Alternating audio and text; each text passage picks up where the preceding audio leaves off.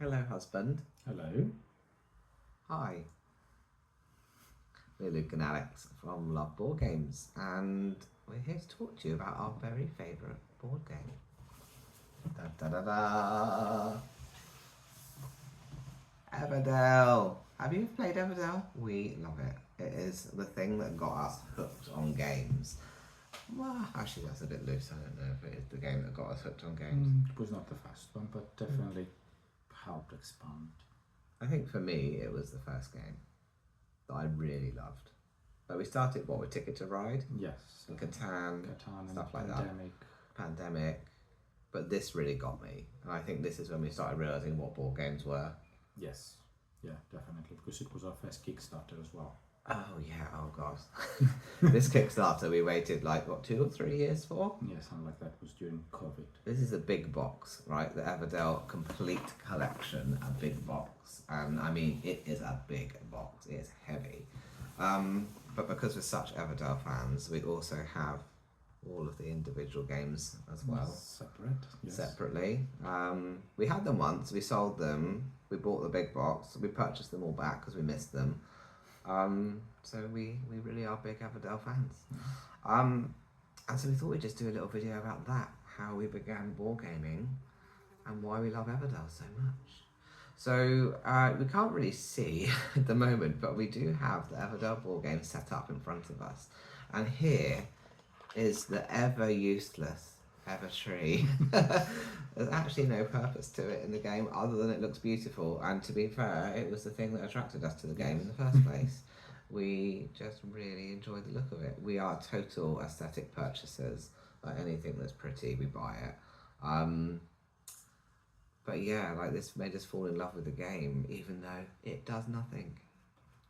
Do you play Everdell? What do you think about the tree? Do you use it? We actually never set it up. We just set it up for this video. So the concept of Everdell is that there is a forest full of critters. These adorable little critters. So what have you got? A squirrel. This is a rabbit. And if you get the giant, big, complete collection box, there's hundreds of them in there. And so we use different ones every time because we're very lucky to have hundreds of them. And these critters live under the Evertree, and they have jobs. Yes. They've got roles. They've got premises. They're very interesting little critters, and basically you get these cards. Alex and I are just picking some up here. So I've got the post office and the postal pigeon here, so they would go together, and then the postal pigeon works in this post office. And so what have you got? I have the monastery and I have the general store. Our absolute favourites are the farms with the husbands and wives, or because we are who we are, we sometimes have wife and wife or husband and husband. We allow our home rule. But in the new versions of Everdell, they've actually done away with husband and wives, and they've changed them to harvesters and gardeners. Yeah, I don't know. They've changed it to be a little more PC. We were okay with husbands and wives. We didn't mind having 2 of each. But yeah, we really like this game because you create a city for your critters. So within your city, you have the critters and their premises. And obviously, the aim of the game is to get the most points, right? But the great thing about Everdell is that it becomes with so many expansions. And the expansions I don't know how the creators worked, if it was just a fluke or if it was pre-planned, but the expansions fit beautifully around the board. So you don't just have a regular rectangle shaped board. You have this beautiful circular shaped board, which I really wish we could show you, but it's on the table. You know what, I'm going to just pour all the stuff off the board and I'm going to pick it up and show you. Ready? Ta-da! And so the board, this beautiful shaped board here, and around the edge sits all the extensions. So you've got an extension for the bottom, which is Spire Crest. You have got Belfair at the top. We have got Pearlbrook on this side, which is my favourite and everyone else's least favourite. And then we've got New Leaf on this side. And then there are other variations as well. There's Mistwood, which is a solo player expansion. Yep. And then they've released other games as well. So there's My Little Everdell that we play with our kids. That's really cool. Actually, we play it as adults. Yeah. We Played quite it more like than it. that. We played it more as adults, just the two of us or with our friend, than we have with the kids. Then it's the far shore, so they go further out to the sea. Oh yeah, Far Shore, yeah. And then they've got a new one coming They out. have the new one that's, I don't remember the name. I don't know, we Up on backed the it. mountain. We backed it, haven't we? Comes with a mountain, that one, not a tree. Yeah. Sorry, that was my phone that just pinged. I should have put that on silence. That's not very professional of me. So yeah, there's just so much to it. It's such an immersive game. You really get into your characters. You definitely have your favourites and your least favourites. As we said, we love the farms and the farmers. What others do you like? Well, I do like the university because you get resources back, and I like whatever I build something, get resources back. So I try to get that one. I love the gameplay with the cards because everyone gives you kind of a new avenue or a new to explore, like a new skill or a new way to get stuff. And so it's not just about collecting cards, but every card has a purpose and a meaning, and they interconnect with each other, and they bring you more points. They just really enrich your cities. So. And it is down to the software of the card. We have not played two similar games every time. It's completely different. Yeah, and with all of the expansions, there are so many different types of cards, and all the new stuff that comes in, the new critters, the new locations. Like, it's just really interesting. What's your favourite expansion? It's Firecrest. I like that. It's evil. It's the evil one. It's the evil one. It makes it way harder in the sense that you are not allowed to gather resources from a place. You have to pay double. But I really like that expansion. It penalises you every season. It's a real bugger. It's like in Monopoly when you get a community chest card and it gives you bad news. But at the same time, it gives you the most points. Yeah, it definitely adds variation to gameplay, and it makes it a little less cutesy and a bit more real. Yeah. Like a bit more, what's the word I'm looking for? I don't know. Hardcore? Yeah, I don't know. Definitely not hardcore. It's a critter game. But it definitely gives it an edge, put it that way. I really like Pearlbrook, and whenever we play it, I always win Everdell. Yeah. But I always collect the pearls, and nobody else collects them because they hate Pearlbrook. No, I don't like collecting the pearls. And that they haven't realised that my strategy is to collect the pearls. Yeah, that is all the time. The expansions are supposed to work individually, but you can, if you're really into it, like we are, put all of the expansions out at once and play the whole like mega Everdell game, which we do. Our table, I have to say, is quite big and it barely fits with all the expansions, but we love doing it. And we really want to order these neoprene player mats, but we're like, where are we going to fit them? But we want them. But our table just isn't big enough, even though it's like an 8-seater table. So yeah, that's our goal one day, is to maybe get a custom huge table just for Everdell. Don't worry about the other games. No. We have not encountered another game that has such a big board, to be fair. I think such a big following. Like, this is a real kind of cult classic kind of game. Like, people that are into Everdell are really into Everdell. And the Facebook community for Everdell is insane. And like, when they kickstarted this, the big box, like, they wanted, I don't know, 50 grand or something. And it was very small. They got into the millions, didn't they? Yeah, in the first few days they went into millions straight away. It was insane. Like, what, how far over there, and then subsequently it took so long because then there was COVID and there were lots of production issues in China and all of that stuff and shipping, and I'm sure it was about 3 years, 2 or 3 years we waited. I can't remember. It was a long time. But it was a celebration. Oh god, it was like Christmas times a million. It was like better than Eurovision. And we called our friend Sarah, who games with us every Thursday, like, come over, Everdell's arrived, get here now. And so yeah, we just love it. We just love it. It's the one that we play over and over and never get bored of. No, that's true.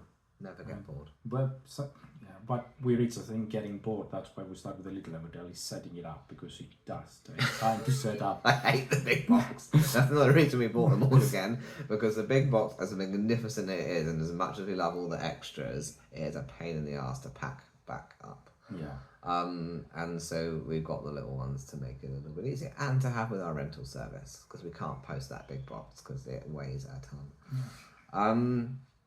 So that is Everdell and our love for Everdell. Maybe one day we will do a gameplay walkthrough with this, but we need to. I mean, this is our first video, right? Yeah. Like, start scrappy and we'll build up to it. But we also wanted to say that we are going to try and do more videos. We want to try and engage with you more. Alex is not a natural on camera, in case you haven't noticed. And I do this shit all the time. So I am happy to look like a Muppet on camera, which is why if you follow us on social media, you will see that all of the videos and pictures are of me and he's behind the camera hiding. So we're going to build his confidence as we do this. Yes, we'll do. Yes. We'll try. I mean, it amazed me really, because he's a school teacher and he teaches like hundreds of teenagers on a weekly basis, but doesn't want to stick a camera on. Whatever, it is what it is. I wouldn't teach the teenagers. Okay, so we're then going to show you some games that we've got, some that are already on our lending service and some that are upcoming to our lending service that we love and want to share with you, and we'll then subsequently do videos about following this one. So we start with Dream Home. Dream Home's so easy. Like, this is our end of the night, we're tired, we want to have a quick game, and everyone goes home.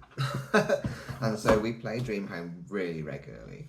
I don't even remember how we came out actually getting it. I do. We went to our local board games meetup.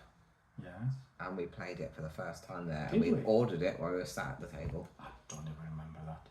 So yeah, I was literally mid-game ordering it on Amazon, and then No recollection of that. the But next morning it arrived. And so we tried this at our local board games group, and we really like it. It's very, very simple. Yes. It's very family friendly, and we have just purchased the expansion so that we can have more players, and there are a few more elements within that, but we haven't played it yet. Which means our original copy is going to go on our website for rental. And our expansion copy we may do a video about once we've played it. Next up, hot off the press, new to the market this year, and if you were at UKGE, you might have seen this everywhere, is Gloomies. Oh, I love it. Again, we saw pretty pictures and straight away we bought it. Yeah, it was just pretty. We walked in We had no and idea what it is about. it was on the Waterstone stand right in front of us. It was the first thing we saw as we walked in. And I went, I'm getting it. It's pretty. And it really is beautiful. I don't know if you can see on the back, the board and the gameplay. It's just beautiful. And you know what? We played this for the first time the other night with Sarah, and I put it straight in our don't lend it cupboard. So we have got a shelf full of games, well, a room full of games that we lend out. And we have got like 4 little cupboards that we just keep the ones in for ourselves. And it went straight in there, but actually Alex has convinced me to pull it back out, and maybe we need to stick it up to rent because it's so good, and maybe we can just buy ourselves another copy. But it's really cutesy. It's got a great dynamic in it. You get a plot twist right in the middle, don't you? Yes. So the game is a game of 2 halves. So we will tell you more about that when we decide to do a video on that one. And finally, another favourite of ours, Tokaido. And what's the other one called? Himeji? No. Mizami, something like that. I don't remember. There's another one. Ooh, sorry, I just hit my microphone then. There's another one, but Tokaido is the original. Yeah. So this is about the Tokaido Trail in Japan. And so we discovered this game before we got married. Yes, it was in a local board games shop. Oh, was it in Dice? No, it was in a shop. in the shop. Anyway, again, we saw it and we're like, this is beautiful. And then we love Japanese stuff, right? And so look, the game is beautiful itself. And you just basically travel along the Tokaido Trail in Japan. And so we discovered this before we were married. And then when we got married 8 years ago this year, we went to Japan for our honeymoon and we walked some of the Tokaido Trail. And it was terrifying. Favorite part. Alex's favourite part, my least favourite part, because we were walking on treacherous, slippery, mossy roads, and it was getting dark, and we were nowhere near as good anywhere. Yeah. We thought we were going to finish it in like an hour, and we were in the middle of a forest in Japan.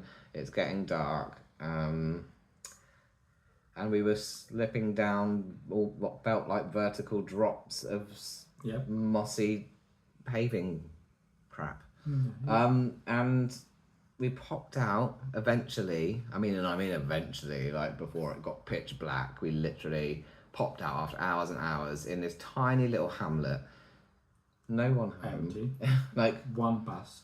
And then a bus stop. And we just sat at the bus stop and got on whatever bus eventually turned up, which must have been the last bus of the We day didn't at have that enough point. money either. They just took us on. Oh, I don't remember that Yeah. part. And fortunately, that bus took us back to somewhere where we knew, and then we got back eventually to our hotel. So Alex's favourite adventure from our honeymoon, my least favourite, but it certainly did not reflect the fun of the Tokaido game, in my opinion. Nice game though. It is a really nice game. Serene game, peaceful game. Very beautiful, very easy to play. And I like the dynamic of, which we'll talk about when we do a video, but the last player always goes first. And there's a new print now. They print the second version. Oh yes, and the box is much bigger. The box is bigger and the artwork is different. Yeah, we haven't bought that one, so we don't know what that's like. So there we go. That was a little intro to us, our favourite games, or some of them. Yeah. We have lots. And we will do more videos soon. Take care, everybody. Have a nice evening, afternoon, daytime, whatever time of day you're watching it. See you later. Hi. Bye. You can press stop.